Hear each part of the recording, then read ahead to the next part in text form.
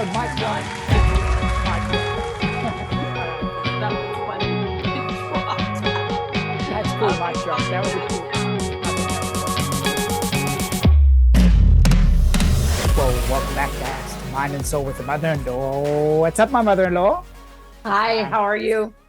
Today is a good day. I had very little sleep last night, but it makes today kind of trippy, which is interesting. It's everything's blurry in your background. I don't know if that's a lack of sleep or what it is, but it's all blurry in your background. Okay. I'm going to be a good mother-in-law, and I'm not going to ask why you only had 3 hours of sleep. Not my business. And That's that is exactly that. what we're going to talk about today. What do we do when it's not our business? How do we support people when they don't want to change, when they don't want to change anything up? So when I worked in professional psychology, we learned a little technique called motivational interviewing. And it's really helped me out just in my life in general, just with my relationships, just with talking to people, with your daughter, as a matter of fact. It's a secret. I use motivational interviewing. But it's really cool because often people don't want the help that we know they kind of need, whether it's quitting drinking or getting off the drugs or breaking up with the person who's pulling them down or, these kinds of things. So what do we do and how do we come alongside a person? So I'll just give a brief little synopsis of what's involved. I've got a little acronym for you guys as well. And then I'd love to hear from you, Mary, about like, what do you do when people have their own ways of doing things and they don't really want to change it? And so motivational interviewing as a peer support specialist, you have to meet people where they're at. There's the stages of change. There's a stage called pre-contemplation where you're really not thinking of making a change. If we're trying to force a change on people when they're really not thinking of making a change, you're just kind of sabotaging that relationship, that rapport. And so we can't even do that. We just have to meet them there in that pre-contemplation. If they were in action stage and they actually want to make the change, well, then we can provide the resources. Then we can give the testimonies. Then we can drive them to the appointments, that kind of stuff. But the way that they found psychologically helps people move from pre-contemplation through the stages to action is motivational interviewing. And it's really a bit of a dance. It's just a conversational dance. And so one of the acronyms is OARS, OARS. And the O stands for open-ended questions. You just ask open-ended questions and then they'll say things and you just gather more and more information. The A is for affirmations, things that are good about them, or even if they're persevering or there's something that you can point out that encourages them, that's what the A stands for. R is for reflections. You just basically reflect back to them what they've said, and that helps a person to feel validated and understood. And you don't want to use their exact words because I've had psychologists do that to me and I'm like, oh, I can see exactly what you're doing, man. But you just basically want to reflect back the sentiment. And then the S is for summaries. You'll summarize the different points that they're saying and maybe join them together with some threads that you're able to see. Sometimes they're not able to see those threads. So by a person seeing their own perspective shown back to them like a mirror, that actually helps them to see the change that they want to make within themselves. And if they're sometimes saying two competing things, like I really want to quit drinking, but I love it so much, you can kind of hold those up to them and say, yeah, I hear you that you really do want this for your life to get rid of the alcohol. And yet there's this tie, you love it. You have so much fun doing it. Tell me more about that kind of a thing. And so it's interesting how the soul has a way of kind of healing itself. And if we just give it some guidance by holding up a mirror, which is what the Bible says that the Bible is a mirror that allows us to see ourselves in it, then that change can come from within them. And that's the only real change you can make is when the person wants the change for themselves. So yeah, interested in your thoughts on those motivational interviewing techniques and what you do in your life when there's someone who doesn't want to make a change.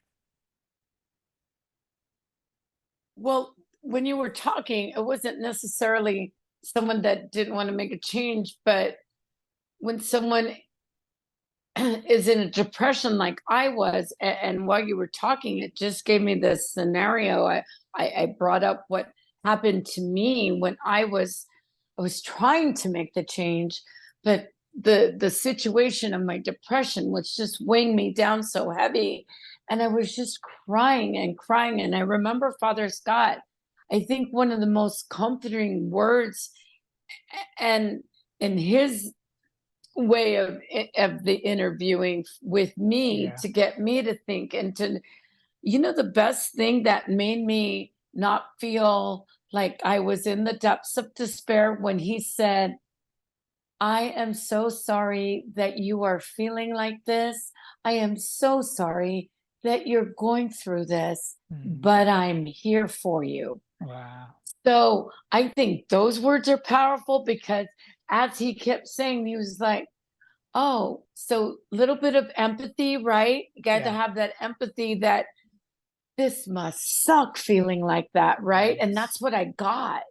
And when he kept saying that, I'm here, and then and then we would just be in silence, and he would just let me Yeah. cry it out, and then he would go back to what you were doing, and then the open-ended questions. But I think also you have to make sure that that person knows that you know this sucks, this Yeah. stinks, this is not a great situation, and it wasn't with my situation. And so I think that's really important as well to go along with what you're saying.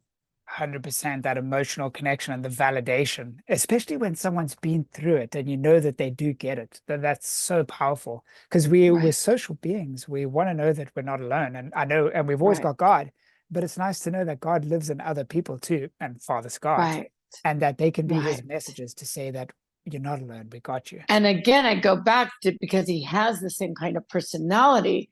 I believed him and he's a man of God, but he has the same personality. He knows the feelings I was feeling. You know, Yeah, everyone does, even if you are a priest. You have feelings that get to you. awesome. And so knowing that, and then he was just right there and didn't leave, that spoke volumes. So that's important as well. Yeah, so important. I mean, sometimes these are people who we live with, or sometimes they're our children or our Right. spouse or whatever. And we Right. so desperately see the changes that they need to make, and yet they just won't do it. It can be so frustrating. Yeah, and that's the catalyst that made me want to go, okay. There was a lot of but when he did that, it wanted me to spring forward and try harder and go Yeah, forward. Not try harder, because I meant go forward, moving forward, taking one little baby step at a time. yeah, And then time, like take one. Sometimes I had to take 10 minutes at a time. I got through this 10 minutes. Let me yeah. try, let me try 20. Oh, I got Nice. this 20. Let me try 30.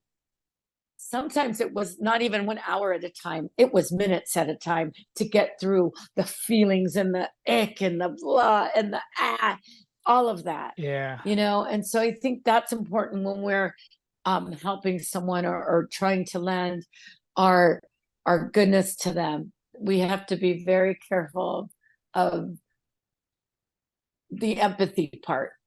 100%. Yeah, and not trying to speed them through it. Have you seen Inside Out, the movie with the little characters in her Yes, head? yes. So there's a line, someone pointed it out in one of my groups, and I hadn't noticed this myself, but that Bing Bong character, her like imaginary friend, remember when he's super sad because he lost his rocket, and he goes and sits down and he's crying, and then Sadness, the little blue girl, goes and sits next to him and says, "That's sad." And Joy is like, "No, stop, you're gonna make it worse. Stop it, Sadness." And and then Bing Bong's like, "I know it is sad." And they really validate Bing Bong's feelings. And Bing Bong cries and then says, "I feel better now," and gets up and takes those little steps, like you say. So there Oh is a my role of gosh, sadness.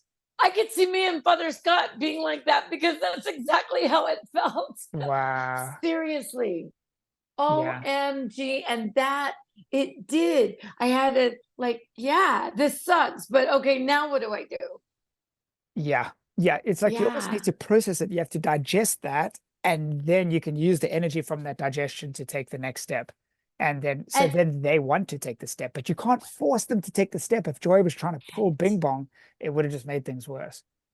yeah, and it allows that person to make the decision to go forward. Exactly. Yes. The Because decision it did, themselves. I mean, I lived that. Really did. Yeah. Yeah. So yeah, that's amazing. Yeah, that's a true thing. Isn't that cool? And so, like, Mhm. it could work with addiction. I mean, like, so many people want to give up a substance, and yet they also can't. And so they have these two kind of conflicting voices in their mind, or these two different arguments about the direction that they want their life to go. And so, by trying to convince the person of the one direction, they kind of see through that, and they don't think that you understand the other side. So sometimes it'll make them gravitate more towards that side or be the advocate for that side. But by really kind of stepping back and maybe taking God's perspective on the situation, you're able to come alongside them and walk just like we have an advocate. We have Right. Jesus who gets it because Yeah. he's been there. And so like he's been through everything that we've been through. So because I'm such a feeling kind of person, I know that's not a newsflash to you, but I think validation of feelings is huge. And I know when I work with kids, I have to validate how they're feeling. Yeah. You have to validate how they are feeling. And then you can lend your strategies. But that validation is important of their feelings. Yeah, that human connection. I actually think we're guided by our intuition when we do connect with a person like that. And I know maybe we're on the clock or you got other things to get to, but if we can put that aside and just really connect, I think there's an inner guidance that you Mhm. really kind of know how to steer things, how to support them. And in fact, there's now this newer idea within psychology of a liminal space, that there's actually something in between us two that is this liminal space. And you're feeding into the space, and I'm feeding into the space, and it has a life of its own. I kind of see it as the Holy Spirit. And then it feeds back into you. And so when you're there Mm. supporting someone, you're both connected to this larger thing. And you find that this, Jesus says, where two or more are gathered, he's there in the midst. This liminal space can then feed into you. You came there to support them, but you might find that you getting these new insights or you getting these new supports. So that's the beautiful thing about the win-win of God, is that he always kind of comes through in ways that we can't. Yeah. I mean, I've lived through that really hard situational depression. And like I said, that was Father Scott, guiding me and leading me. And then we go back to what we talked in an earlier episode where, his things is that he likes malls and he liked to shop for different chairs, but just to get out of leave San Diego and go to Orange County and just Yeah. have fun in the mall and just joke around and make it lighthearted and not talk about the heavy stuff too. So there's a lot that goes with helping people, with listening to people, with getting them through something. There's a lot to it, but yet it kind of can remain simple as well. Yeah. That is life, infinitely simple and infinitely complex. And so Absolutely. that's the walk that we guide, even as the people of God, is we're called to serve the people who are brokenhearted and to help heal them. So do you have any final thoughts about other ways that have helped you serve people when they're not quite ready to make No, a that change? one's just really resonating with me with the Inside Out Yeah. reference. That's so true.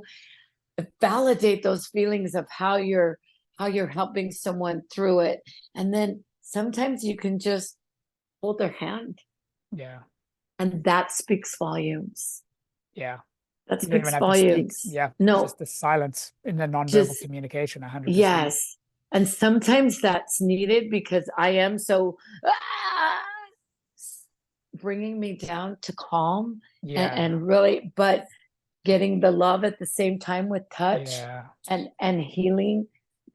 And that person who's trying to help you is giving you their healing heart Yeah. to help you heal. That's important. And that I have experienced, and that helped me through that horrible situational depression I went through. So that's my thought. Never give up. Know that you're loved. Know that Yes. God is sending those people to you at the exact moment you need them. That's right. Absolutely. And you got things to look forward to, including the new Inside Out, where she becomes a teenager. There's going to be all sorts of new voices in her They're mind, isn't doing there? that? Yeah, they're doing a new one. Oh, And they nice. change the console and other kind of characters move into her mind. Our minds are complicated places and they're simple places. And so may God be with you guys as you walk this Right. path and come alongside others and walk the path with them. We're so glad that you're here walking our path with us. We really Yeah. appreciate you. And comment and we'll get back to you. And I can't wait for that. That'll be fun. We I want to love that. help. We want to help. We're here to help. We're here to guide. We're here to be your cheerleader. We're here to just hold your hand and stay silent as well. There Hold we your virtual go. hand and stay silent. Whoa. Goodbye, my mother-in-law. God bless you. Bye. Appreciate Goodbye, you. Bye, everyone. Till everybody. next Bye. time.